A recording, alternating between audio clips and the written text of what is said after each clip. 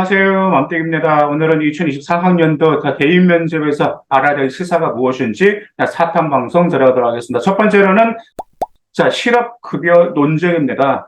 실업급여 같은 경우는 비자발적 퇴직자에 대해서 이제 정부가 이제 적극적으로 재취업을 이제 활동을 지원하기 위한 제도거든요.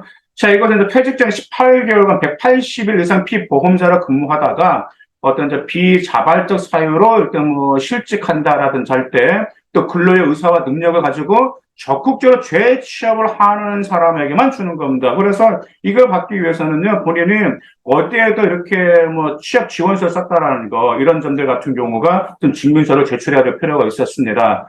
다만 일주 소정 근로시간이 15시간 미만이고 소정 근로일이 2일 이하인 근로자라서 90일 이상을 근로한 경우에는 퇴직 전 24개월간 180일 이상 근무해야 합니다.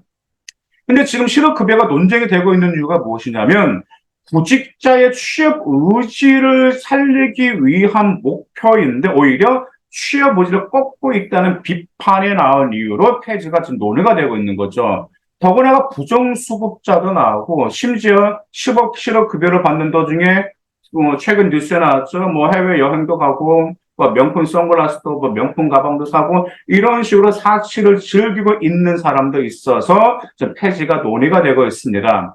그러다 보니까 이 실업급여가 지금 달콤한 보너스라는 뜻의 실업급여, 이렇게 실업급여라고 좀 이렇게 우스갯소리를 하고 있습니다.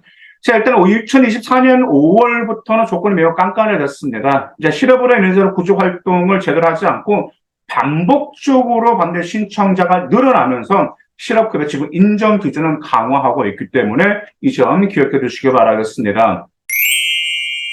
두 번째, 국회의원에서 면책 불체포 특권 요즘 한참 이슈가 있으신 거 알고 계시죠? 면책 특권이라는 것은 말 그대로 형사적 책임을 면제해주는 특권입니다.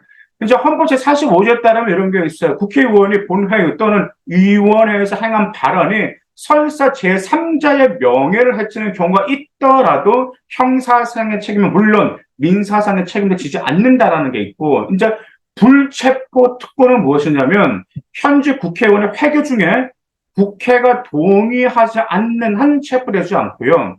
회기 이전에 체포된 국회의원은 회기가 열렸을 때 국회의 요구가 있으면 석방되는 특권이 바로 불체포 특권이에요. 그래서 회기라는 건 또 개회시부터 폐회시까지 또 휴회를 모두 포함하고 있거든요. 그래서 국회의원들은 이제 비판을 많이 받고 있는 거죠. 이런 점들에 관해서. 너무 큰 특혜다. 그래서 폐지 논의가 폐지 논의가 좀 한참만 시끄럽고, 이제 국민들 같은 경우는 국회의원의 면체와 불체포 특권을 없애버려야 된다라고 많이 이렇게 주장하시는 분들 계신데, 과연 이게 현실적으로 가능할지 그런 점들도 의문이 될 수 있습니다.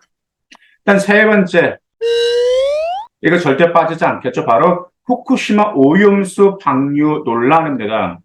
일본 정부가 후쿠시마 원자력 발전소에 녹아내린 핵 연료를 냉각해서 투입된 냉각수와 유입된 지하수가 합쳐진 오염수를 다핵종 제거 설비로 방사성 동위 원소를 처리한 후 방류에 바다에 방류하겠다라는 계획이 논란인데, 이 점에 이제 반대론자 같은 경우는 후쿠시마 오염수가 방류가 되잖아요. 그러면 이 전량 바다에 버려지는 특히 삼중수소와 탄소 14가 문제입니다. 삼중수소는 더구나 화학 구조가 물랑 비슷해가지고 이게 해소가 되지 않는단 말이에요. 그래서 이 삼중수와 탄소 14는 먹이 사슬 등을 통해서 생물 축적 효과를 일으킬 수가 있어요. 그러면 생물 축적 효과를 일으키게 되면 해양 생물계 전반에 영향을 미칠 수 있기 때문에 반대를 하고 있습니다.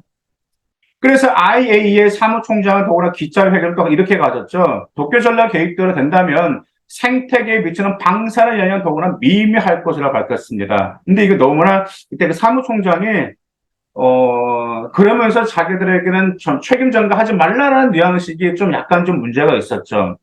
그래서 이제 오염수의 유해성을 두고 진영으로 나눈 의견이 대립되고 있는데, 과연 이 시사는 올해 정말 좀 많이 물어볼 시사 중에 한 가지가 될 수 있기 때문에 여러분들 이 점을 찬성이든 반대든 간에 상관이 없는데 반드시 여러분의 의견을 뒷받침할 수 있는 그 근거를 명확히 제시할 필요가 있다는 점 기억해 주시기 바라겠습니다.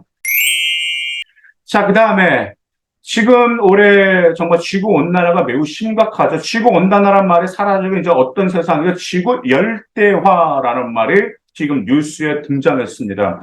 와, 지구 온난화가 굉장히 기후 위기였는데 이제 지구 온난화 더 심각한 지구 열대화니까 얼마나 심각할까요? 그러면서 신환경 에너지, 즉 아리백이 그 아리백, 그리고 아리백과 그다음에 CF백 이 점이 지금 최근 시사 이슈가 되었습니다.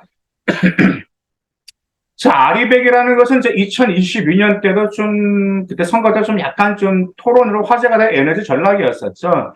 자, 기업이 사용하는 전력의 100%를 이제 태양광, 풍력 등 신재생 에너지로 충당하자는 캠페인입니다. 근데 이제 그 대안으로 나오는 게, 자, CFE100, 이 CFE가 카본 프리 에너지, 앞자, 약자만 따서 이제 CFE100인데, 이걸 줄여서 CF100 캠페인이라 부르고 있습니다. 자, 이것은 이제 글로벌 탄소 달성 중립의 일환으로 2021년 유엔 고위급 에너지 회담의 결과이거든요.